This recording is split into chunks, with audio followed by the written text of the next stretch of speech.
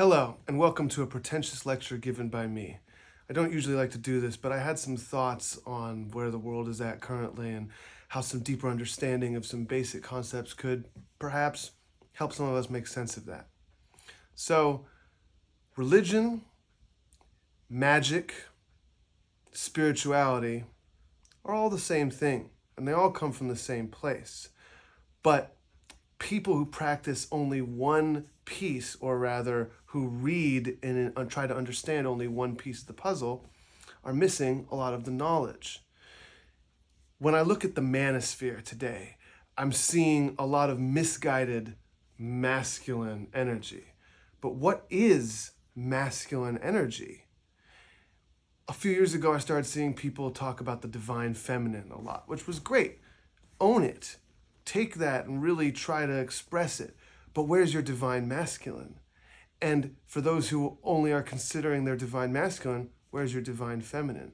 See, hermeticism, alchemy, the supposedly ancient but perhaps more modern understanding of the tropes and symbolism found all across the ancient world and in all our religions, suggests that each one of us needs to take our divine masculine and divine feminine, that is to say, the most realized and most pure forms of both, and combine them into the divine androgyne. That's what the Philosopher's Stone is. That's what turning lead into gold is. That's what basically enlightenment is in all of these loftier concepts.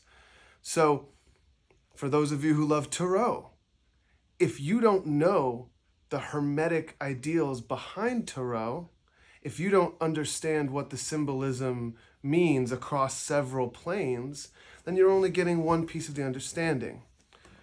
Basically, all of modern esotericism and ceremonial magic and Wicca and Tarot and all that stuff comes from the Golden Dawn. This book here, Israel Regardie's The Golden Dawn, just this compendium, is the most important book you could buy to understanding, or at least trying to understand, the totality of all of it. I also really like this book of Hermetica here. It has the Corpus Hermeticum, which is a really fascinating and somewhat confusing dialogue, the Emerald Tablet, the basis of all alchemy, and the Kybalion, which was written in the early 20th century, which I find to be a very, very great read. This is a very small book. It's kind of easy to digest. The third book I have here is 777 by Aleister Crowley. Yes, Crowley, not Crowley. I hate it too. Crowley sounds so much better.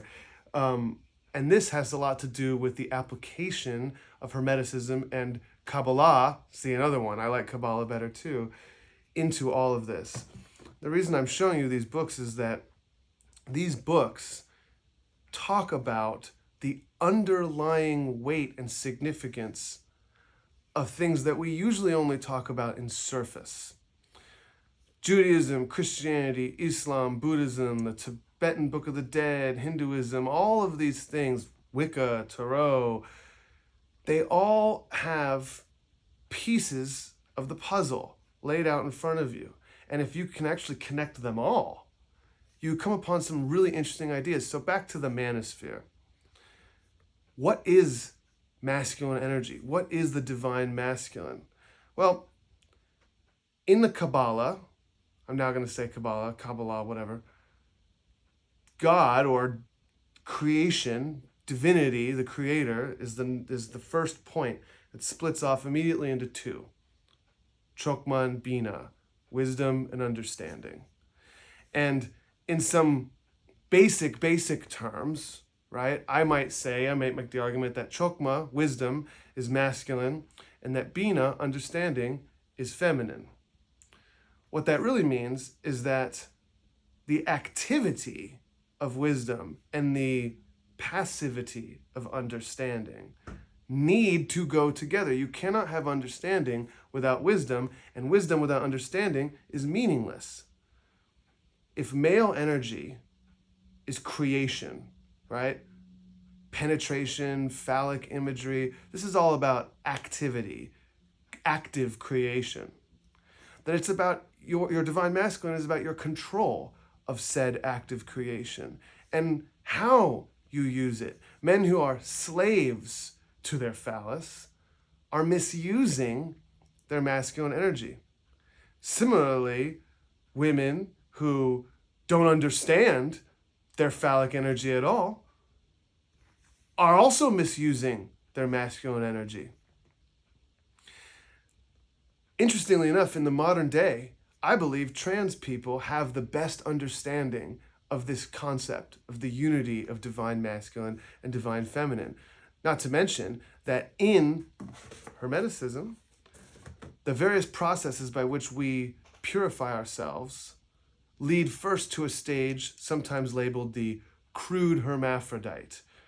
You've got a bit of the masculine and feminine working together now. You've got some wisdom and understanding, but you're unrefined and you're still susceptible to impurities. As you reach the highest stage, you eventually approach the divine androgyne, which is what we all should sort of be striving for.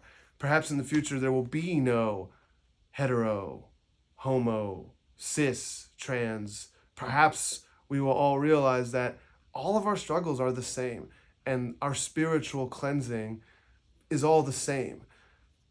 A great friend of mine, Hunter from the Tens, told me one time that in death we do not approach nothingness. We approach no thingness. That's a big difference. Understanding that you can approach no thingness in your life as you currently are. That's what enlightenment is. That's what spiritual satisfaction is. No thing.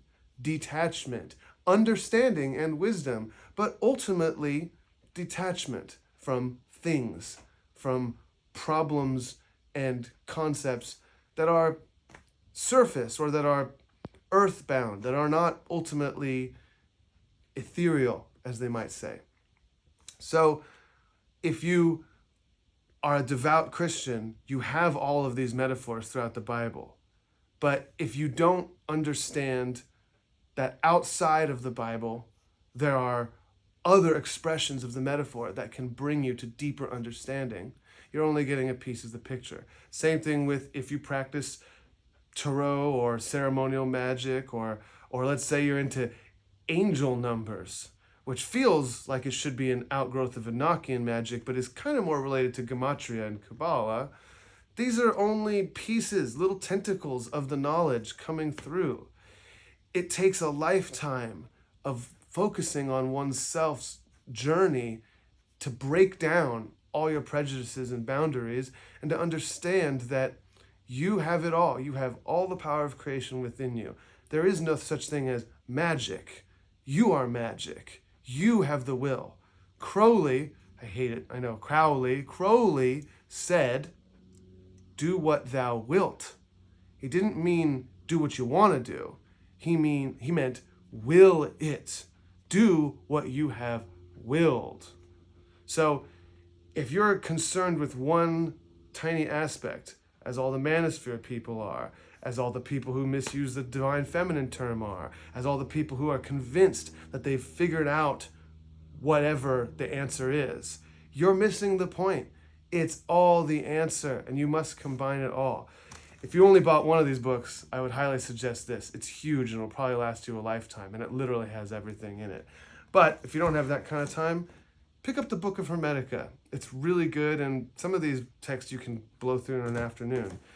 And if you really want to have fun, get into some Crowley, because this guy was misrepresented and misunderstood. And he's actually a lot more brilliant than you think. All right, lecture over, pretentiousness done. Thank you for watching.